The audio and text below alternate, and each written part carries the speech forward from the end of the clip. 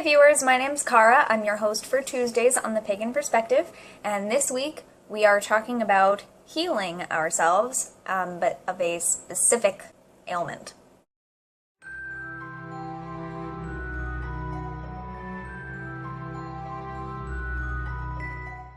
This week's topic comes from someone who wants to know how they can heal their dysmenorrhea, I think is how you pronounce that. Which is just the scientific term, if you were like me and the first thing you thought is, what the heck is that? For painful menstruation, often including cramps or just menstrual cramps. So there are actually two different ways that this can go, and since the questioner didn't supply any other information, such as, anything, I don't know which kind they're talking about, but menstrual cramps or painful menstruation, cramps being involved, is extremely common. There are many ways to treat it. It is very treatable. It is also treatable in the other way that it exists is not just from the general common menstruation like everybody mostly experiences, everyone who menstruates, obviously, but sometimes there is an underlying issue compounding that, and that makes it worse. So typically, common cramps happen from the time that you begin getting your period up until, I don't know, sometime in middle age. They say that it improves with age. As you get older, they generally get less intense and less severe. Or after you have your first child, a lot of the time people no longer have cramps.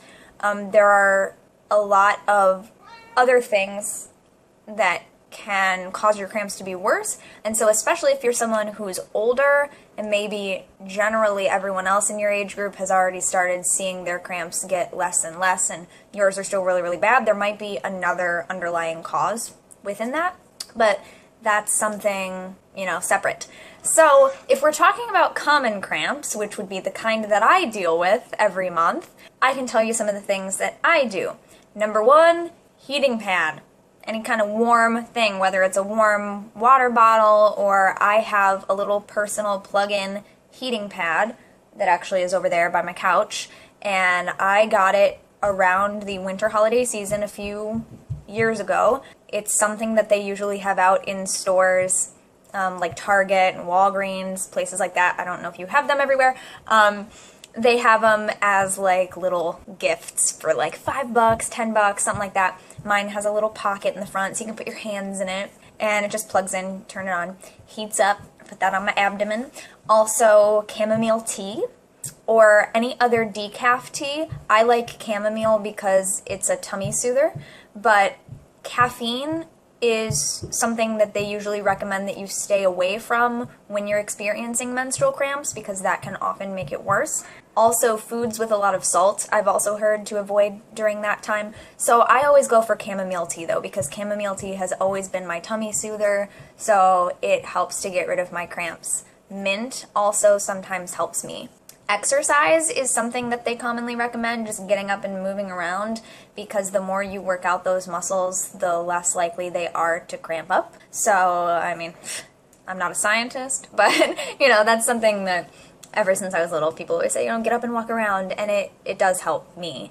Taking a warm bath and just kind of being in warmth just generally helps. Again, it's a muscle relaxing thing. There are over-the-counter medicines that you can use for this. I personally don't like to use them, but lately in the past year or so, I have had some days where I'm at work and I do work on my feet. And so if I'm having really severely bad, painful cramps that day, to the point where I can't even walk, so I can't walk around to reduce the pain, then I do take an Advil or something, and that does help me, but it's like pulling teeth to get me to do it, because I hate taking I hate taking like Western medicine type stuff. So I always go for the chamomile tea if possible, but if it's really bad, like don't make yourself suffer. You gotta get through the day, you gotta do what you have to do, so there are over-the-counter medicines for that, and there are also, vitamin B and magnesium are supplements that are very often recommended for any kind of cramps, not just menstrual cramps, but including that. But I know there have been times where I've had my leg will cramp up randomly, or like my knee will be really weird, and the first thing that some other female nearby, some other woman says is, you know, do you take vitamin B or magnesium? So those are pretty common ones as well. So like I said, common cramps usually do go away after a period of time. There's also birth control is something that really helps because it regulates your hormones and evens out the cycle, so you tend to not experience as severe, painful menstrual cramps when you're on birth control. And so a lot of people are on birth control pills for that reason. I know there's a lot of very strong feelings for some people around birth control, and a lot of people I think don't realize that that is one of the most common reasons that women are on the pill, not just because of the sexual and reproductive stuff that it does, but that if we're experiencing really horrible, painful cramps, a lot of the time doctors will recommend being on the pill. It helps. It's a hormone regulation thing. And like I said, it's super common, so it happens to most women. For me personally, I used to not get cramps as much when I was younger, and then I, all of a sudden, like in the past couple years, have really, really bad, like debilitating cramps for one day out of my period. And for the most part, I don't have them at all. Like I might have it for the first 2 days, and then that's it. And for the rest of the week, I'm fine. Which I think is how most people experience it, is that it just happens for part of their cycle. It's not like for the whole time. Or it'll happen for a couple days before the onset of the period, something like that.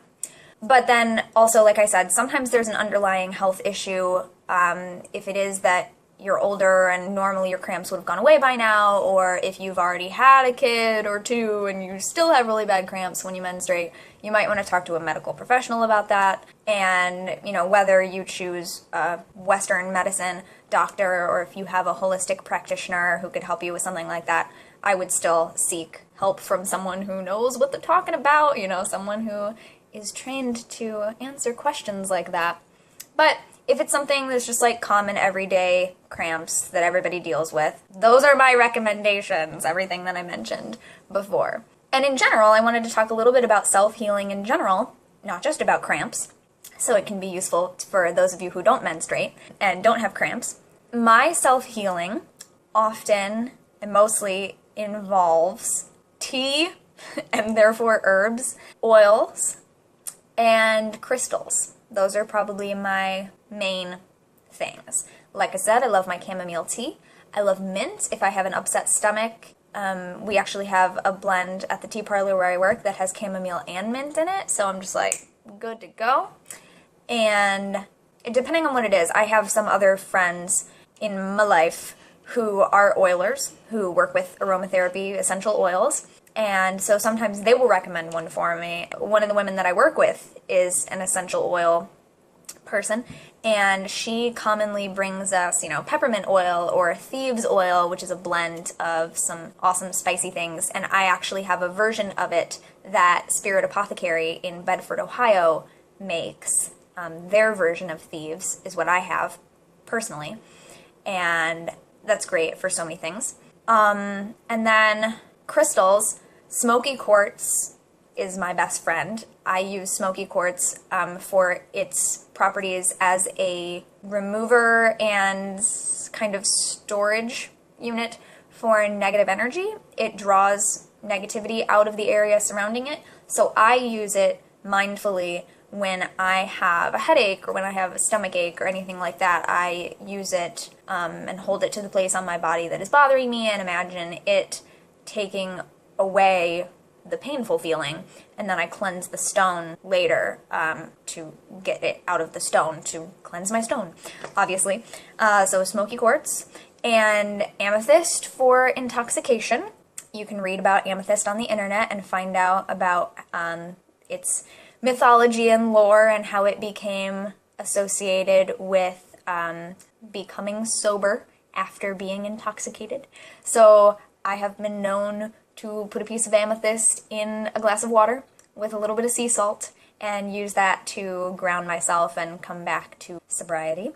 And I'm over 21 and live in the United States, just a note for those of you tuning in who haven't been here before. And Rose quartz is another one that I use a lot for just calming and for help sleeping. So yeah, that's my go-to, my witchy toolbox for self-healing. And I love baths. I am a pure romance consultant. Some of you may know. That's a longer story if you don't know what that is. But anyway, one of the products that we carry is a pH balanced bubble bath that has aromatherapy essential oils in it. So it's safe to use, especially if you're someone who is sensitive. It's not going to lead to a UTI or anything like that. So I can take bubble baths, and the aromatherapy is just very relaxing, and it's good stuff. If you're interested in that, message me privately. Maybe I can hook you up. That is a personal business of mine, so I don't often share personal information on the general internet, but that is a cool thing. And when we're talking about self-care, definitely bubble baths are on my list. Well, I think that's all I have for you this week. Thank you very much for watching, and thank you for this topic. I think this is a very good one, and not something that we've talked about before, I will say that. So, I will see you next week, and until then, don't forget to be awesome, blessed be, and goodbye.